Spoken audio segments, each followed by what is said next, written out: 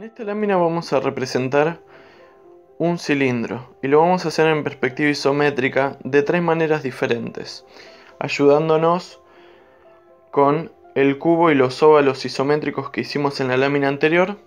Vamos a tratar de representarlo. En la lámina ahora tengo dibujado con líneas auxiliares los ejes en las tres posiciones diferentes. Los voy a remarcar con el trazo debido, ¿sí? Que es trazo largo y trazo corto, para que se pueda ver mejor. Pero recuerden siempre hacerlo primero con lápiz H por si tienen que arreglar alguna cosa. Bien, ahí ya tenemos todos los ejes marcados, ¿sí? Hay tres maneras de representar el cilindro en perspectiva isométrica, ¿sí? Los vamos a terminar viendo en estos dos de manera acostada y en este de manera parada. Y nos vamos a guiar de los óvalos que construimos en cada una de las caras. Por ejemplo, el que vamos a hacer parado, vamos a utilizar el óvalo superior, ¿sí?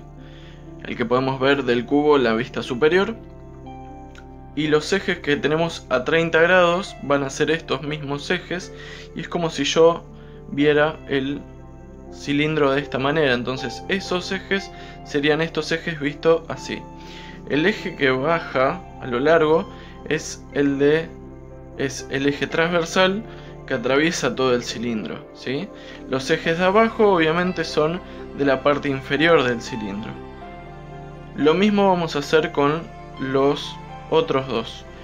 En este caso, por ejemplo, utilizamos un eje vertical y el otro a 30, que vamos a estar utilizando de guía esta cara, por ejemplo, ¿sí? En donde yo vería de esta manera el cilindro, ¿sí? Con los ejes de esa manera, y el eje que es transversal, que atraviesa todo el cilindro desde esta cara a la que está detrás, es este que va a lo largo, ¿sí? Obviamente que estos dos representan los de la cara que está detrás del cilindro. Por último, este es como si nosotros dibujásemos el cilindro en vez de en esta posición, ¿sí? Tenemos los ejes de adelante, que serían estos. Tenemos el eje largo, que como dijimos es el eje transversal que atraviesa todo el cilindro, y estaríamos utilizando esta cara como guía para formular estos ejes, ¿sí? Obviamente que los ejes se trasladan de manera paralela.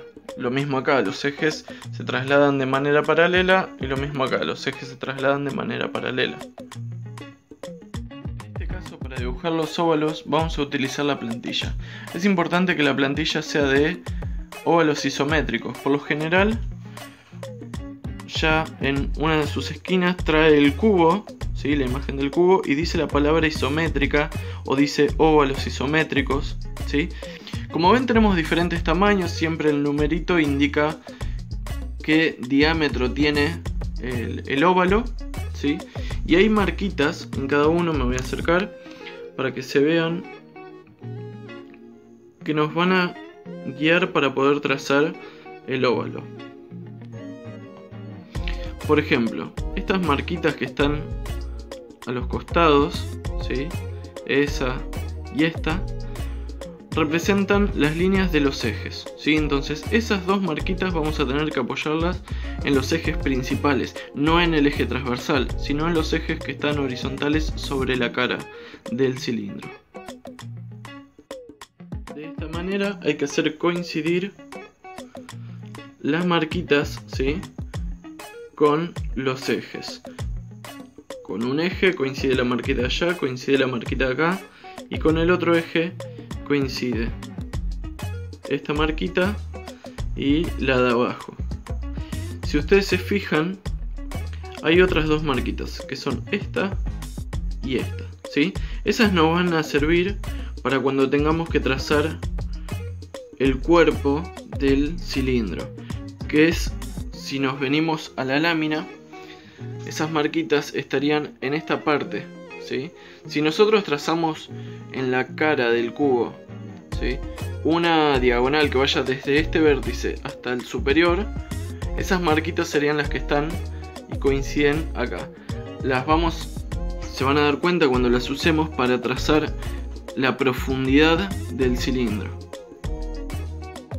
De esta manera con el lápiz trazamos, ¿sí? Y nos quedaría el óvalo directamente. Yo ya me hice los puntitos guía, ¿sí? que coincidían con las marquitas de la diagonal, que coinciden con esta marquita y con la marquita de acá, para después extender el cuerpo hacia atrás.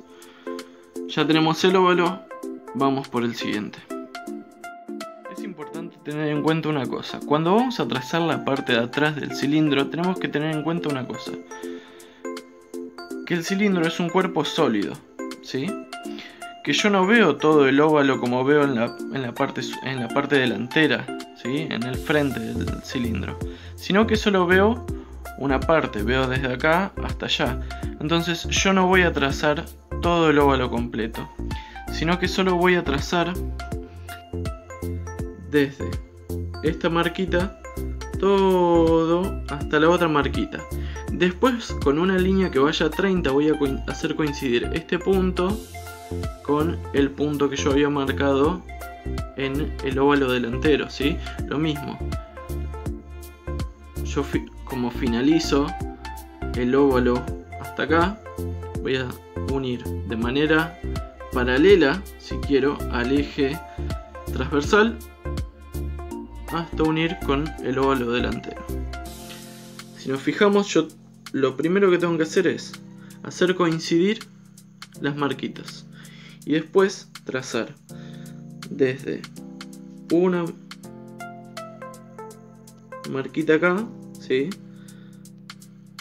Hasta la marquita inferior. De esta manera me quedaría medio óvalo y luego lo hago coincidir, unir con el delantero. De esta manera queda cuando yo uno la marquita que me hice acá con el óvalo o semi-óvalo que había dibujado. Lo mismo tengo que hacer con la parte inferior. Coloco la escuadra o la regla que coincida entre este punto y la marquita que nos hacemos en el óvalo delantero. Bien, ahora ya tenemos uno de los cilindros hecho. Y yo el óvalo lo usé inclinado de esta manera para este caso. Para los demás yo voy a tener que rotar mi plantilla, ¿sí? Por ejemplo, para el cilindro que está parado yo voy a tener que poner la plantilla de esta manera. Yo lo que voy a tener que hacer es hacer coincidir las marquitas. Como yo veo el cilindro de esta manera, ¿sí? El óvalo superior lo voy a ver completo y el inferior lo voy a ver hasta la mitad. Entonces este óvalo lo voy a hacer completo, ¿sí? Y el óvalo que vaya a ser acá solo va a ser la mitad. Una vez hecho el inferior hasta la mitad, recuerden que es hasta las marquitas estas, ¿sí? Lo que voy a hacer es unirlos. Yo en el superior ya me hice las marquitas que se notan apenas y voy a unir de manera vertical, ¿sí? Esto tiene que estar a 90 grados o paralela al eje transversal. Ya tenemos los dos cilindros en dos posiciones. Nos queda la última. Para este caso yo voy a tener que poner la plantilla con esta orientación, ¿sí? Voy a tener que hacer coincidir las marquitas. Voy a trazar el óvalo completo acá. Después esto lo voy a llevar, este óvalo, al de acá. Y voy a hacer solo, recuerden, la mitad. Por último nos quedaría unir y ya finalizaríamos el dibujo. Bien, de esta manera es como nos queda finalizado el dibujo. Recuerden, utilizamos de guía las caras de el cubo para hacerlos diferentes, ¿sí? Para hacer el que está vertical utilizamos la cara superior. Para hacer los otros dos utilizamos ambos laterales, ¿sí? Y de esta manera es como representamos un cilindro en tres perspectivas isométricas.